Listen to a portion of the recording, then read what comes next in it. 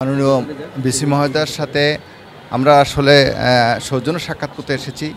উনি নবনিযুক্ত vice chancellor হওয়ার পর উনি আমাদেরকে আজকে সময় দিয়েছিলেন। এই সময় ওনার সাথে দেখা করেছি এবং ওনার সাথে বিশ্ববিদ্যালয়ের বিভিন্ন বিষয় নিয়ে আলোচনা হয়েছে।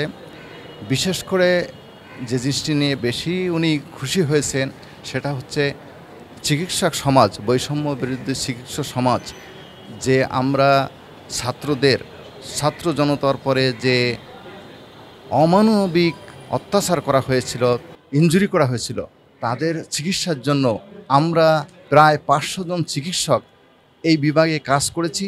এটা ওনাকে অবহিত করেছি, আমরা তাদের চিকিৎসা দিয়েছি।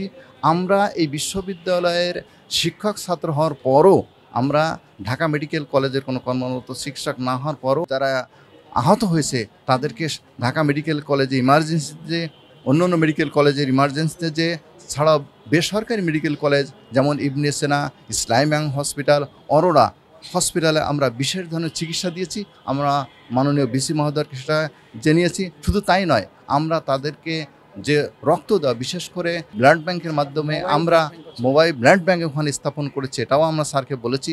এখানে আমরা 640 ব্যাগ ব্লাড ওইখানে ড্র করে যারা আহত হয়েছে, রক্তের প্রয়োজন হয়েছে, তাদেরকে আমরা রক্ত দিয়েছি, এটা আমরা স্যারকে বলেছি।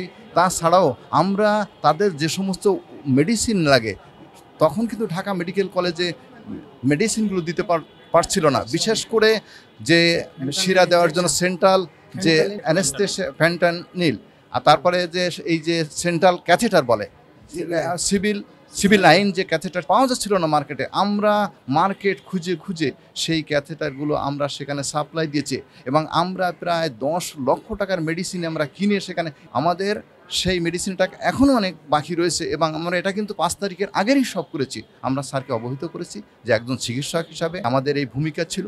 স্যারও বলেছে, দেখো যে তোমরা যেমন করেছো, আমিও কিন্তু একজন চিকিৎসক হিসাবে ভূমিকা রেখেছি।